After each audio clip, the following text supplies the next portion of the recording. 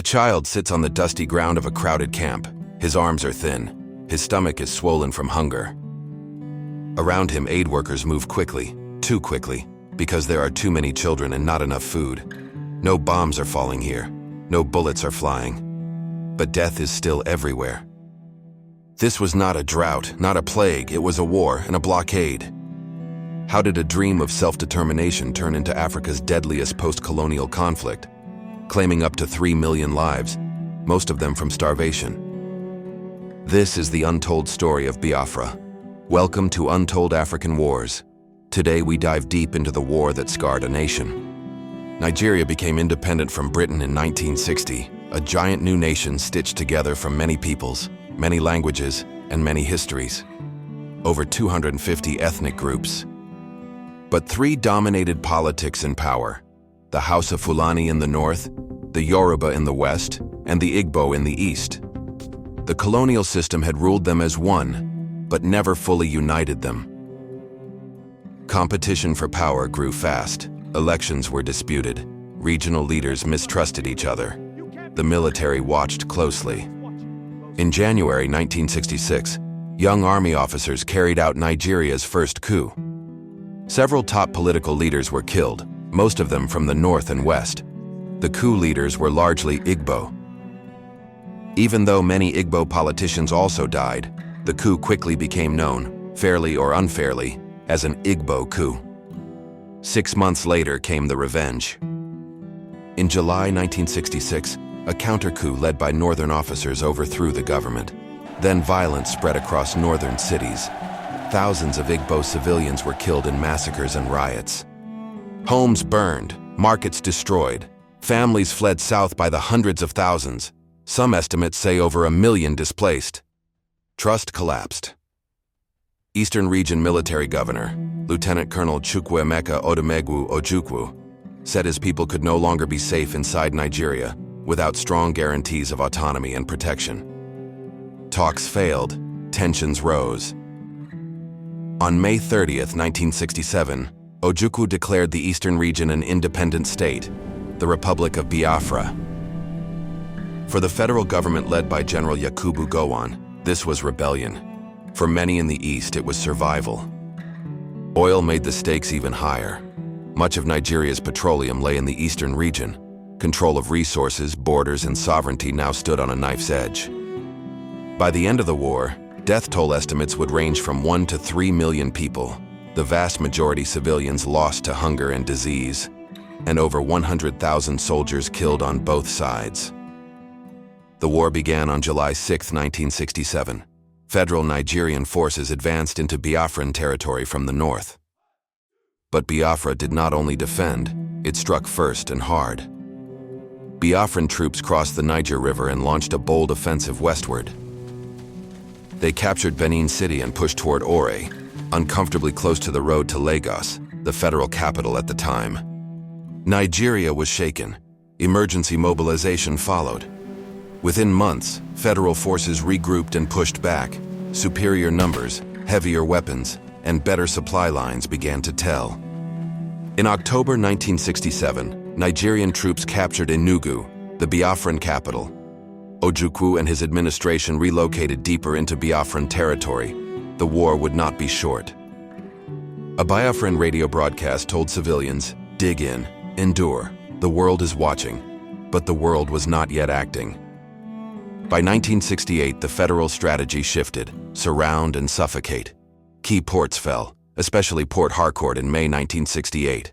With it, Biafra lost major access to the sea. A land, air, and sea blockade tightened. Food imports stopped, fuel disappeared, medicine ran out. Inside the shrinking enclave, prices exploded, then markets emptied completely. Protein deficiency disease, kwashiorkor, spread among children. Orange hair discoloration, swollen bellies, fragile skin. It became the tragic visual symbol of the war.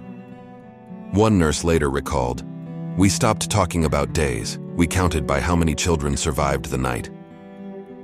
This was no longer only a military conflict. It was now a humanitarian catastrophe. Despite encirclement, Biafra did not collapse. Improvisation became survival. Engineers carved out a hidden airstrip at Uli. At night, with lights off, cargo planes landed carrying food, medicine, and sometimes weapons. Pilots flew low and silent to avoid detection. Church groups organized one of the largest civilian airlifts in history. Joint church aid flights arrived under darkness. The Red Cross attempted relief, but operations were often restricted or halted by fighting and political disputes. A pilot described landing at Uli. No runway lights, just kerosene lamps that flashed at the last second. If you missed it, you died. Families boiled leaves, ground cassava peels, mixed powdered substitutes to feed infants. Children walked miles to feeding centers. Some arrived alone. Yet schools continued in bunkers. Local workshops built radios and crude armored vehicles. Scientists refined fuel from palm oil. Biafra became a nation of wartime invention. Resilience lived beside desperation. In 1969, fighting intensified again. Biafran forces launched counterattacks and briefly recaptured Owerri after fierce urban combat. It was one of their last major successes. Foreign mercenaries and volunteers appeared on both sides. One unusual figure was Swedish aviator Count Carl Gustaf von Rosen, who led small, fast attack planes nicknamed the Biafra Babies. They struck Nigerian airfields in surprise raids, symbolically powerful, though strategically limited. Biafran commandos also raided oil installations, including at Kwali, aiming to disrupt federal revenue and draw international attention. The Nigerian military responded with larger coordinated offensives, sometimes referred to by code names like Operation Hiroshima, using artillery and air power to break resistance. Territory continued to shrink. A Biafran schoolteacher wrote in her diary, "The map on the wall grows smaller each week, but the children still stand to sing." By late 1969, Biafra was fragmented into isolated pockets. Supplies were nearly gone. Civilian suffering reached its peak. Federal forces launched final offensives from multiple directions. Defensive lines broke. On January 11, 1970, Ojukwu left Biafra for exile in Côte d'Ivoire, handing command to his deputy, Philip Effiong. 4 days later, January 15th, Biafra formally surrendered. After 30 months of war, it was over. The war was Nigerian, but not isolated. The United Kingdom supported the federal government with arms and advisors, partly tied to diplomatic alignment and oil interests. The Soviet Union supplied aircraft and weapons. Some Egyptian pilots reportedly flew missions for the federal side. Biafra received covert backing from France through neighboring states like Gabon and Ivory Coast. There was limited assistance from other countries and private networks. Mercenaries joined for money, ideology, or adventure. But the most visible foreign presence was humanitarian.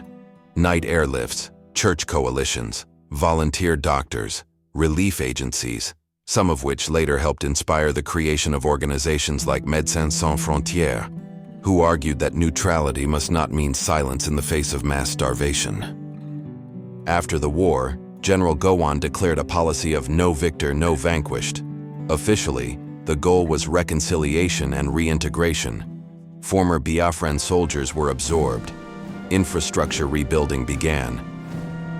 But scars remained, especially in the East. Many Igbo families lost property, savings, and opportunity. Economic hardship lingered. Distrust did not disappear overnight. The war reshaped debates about federalism, minority rights, and resource control in Nigeria, debates that continue today.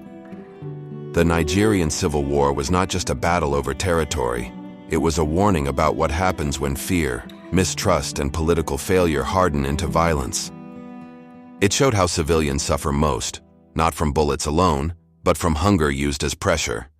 It showed both the power and the limits of international humanitarian response. And it reminded the world that African tragedies must never be ignored as distant or inevitable. General Gowon later said, "The only victor is Nigeria." Many survivors might answer differently, but many also chose to rebuild side by side. Biafra fell, but the spirit of survival endures in every Nigerian who remembers. If this story touched you, smash like, subscribe for more real African histories, and tell me in the comments, Which untold African story should we cover next? Congo, Liberia, Sierra Leone, or another chapter the world forgot?